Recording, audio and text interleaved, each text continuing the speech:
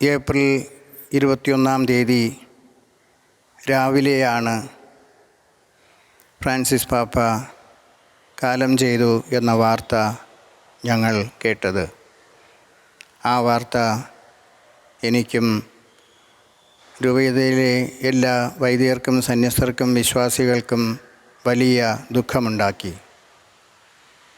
Francis പാപ്പ നമ്മെ വിട്ട് പിരിഞ്ഞുവെങ്കിലും അദ്ദേഹം ഇനിയും നമ്മോടൊപ്പം എന്നും ഉണ്ടായിരിക്കും.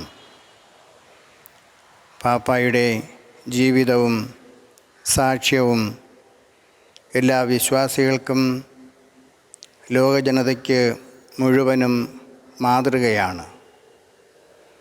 അദ്ദേഹത്തിൻ്റെ വേർപാട് നികത്താനാകാത്ത ഒരു വലിയ വിടവ് ഉണ്ടാക്കിയിരിക്കുന്നു. ഫ്രാൻസിസ് പാപ്പയെ അവസാനമായി ഞാൻ കണ്ടത് 2019 സെപ്റ്റംബർ മാസം ആദിലീമിന വിസിറ്റിന് പോയപ്പോഴാണ്.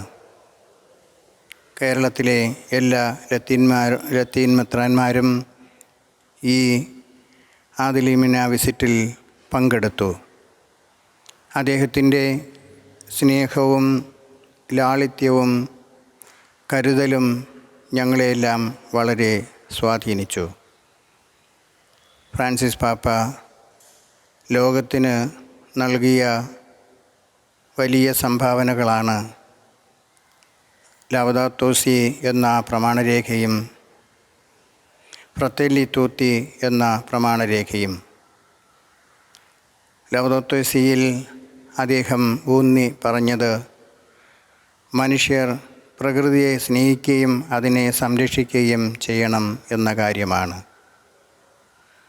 പ്രകൃതിയെ സ്നേഹിച്ചും അതിനെ സംരക്ഷിച്ചും മനുഷ്യർ ജീവിക്കേണ്ടതിൻ്റെ കാരണം പ്രകൃതി മനുഷ്യകുലത്തിൻ്റെ കുടുംബം എന്നതാണ്. പ്രകൃതിയിലാണ് മനുഷ്യർ ജീവിക്കുന്നതും പ്രവർത്തിക്കുന്നതും. പ്രകൃതിയുടെ സംരക്ഷണം മനുഷ്യർക്ക് അത്യാവശ്യവുമാണ്. ഫ്രatelli tutti എന്ന പ്രമാണരേഖയിൽ അദ്ദേഹം പറഞ്ഞത് മനുഷ്യരെല്ലാം സഹോദരങ്ങളാണ്. ജാതിയും മതവും വർണ്ണവും വർഗവും നോക്കാത്ത സാഹോദര്യം. അങ്ങനെ ഈ ഭൂമിയിൽ എല്ലാ മനുഷ്യരും സഹോദരങ്ങളായി ജീവിക്കേണ്ടതാണ്. അതനുസരിച്ച് സ്നേഹത്തിലും സാഹോദര്യത്തിലും മനുഷ്യർ ജീവിക്കണം. അപ്പോൾ മനുഷ്യർക്ക് ഐശ്വര്യമുണ്ടാകും, സൗഭാഗ്യമുണ്ടാകും.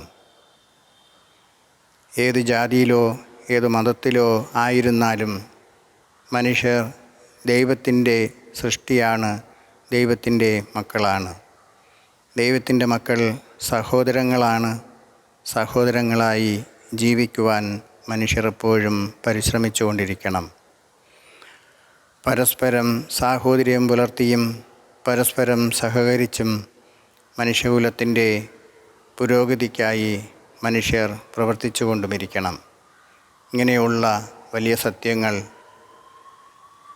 മനുഷ്യൻ്റെ പുരോഗതിക്കും മഹത്വത്തിനും ആവശ്യമായ കാര്യങ്ങൾ ലോകത്തെ മുഴുവൻ പഠിപ്പിച്ച ഫ്രാൻസിസ് പാപ്പ ഈ നൂറ്റാണ്ടിലെ ഏറ്റവും മഹാനായ പാപ്പയാണ്. അദ്ദേഹം ദൈവസന്നിധിയിൽ മഹത്വം പ്രാപിച്ചു എന്ന് നമ്മളെല്ലാം വിശ്വസിക്കുന്നു. ദൈവം അദ്ദേഹത്തെ ഫലമേൽപ്പിച്ച അജപാലന ദൗത്യം 100 മേനി ഫലം പുറപ്പെടുവിച്ചു എന്നതാണ് ഈ മഹത്വത്തിൻ്റെ കാരണം. നമ്മുടെ കടമകൾ വിശ്വസ്തയോടെ നിറവേറ്റി ദൈവസന്നിധിയിൽ മഹത്വം പ്രാപിക്കുവാനുള്ള വഴിയും ഉപദേശവും ഫ്രാൻസിസ് പാപ്പ നമുക്ക് തന്നിട്ടുണ്ട്. അങ്ങനെ നമുക്ക് സഭയിലും ലോകത്തിലും ജീവിക്കാം. ദൈവാനുഗ്രഹം കൊണ്ട് മാത്രമേ ഈ വിടവ് മൂലമുള്ള ദുഃഖവും വേദനയും മാറുകയുള്ളൂ. ഫ്രാൻസിസ് പാപ്പയുടെ മുൻപിൽ ഞങ്ങൾ ആദരാഞ്ജലികൾ അർപ്പിക്കുന്നു. അദ്ദേഹത്തിൻ്റെ നിര്യാണത്തിൽ ഞങ്ങളുടെ അനുശോചനം അറിയിക്കുന്നു.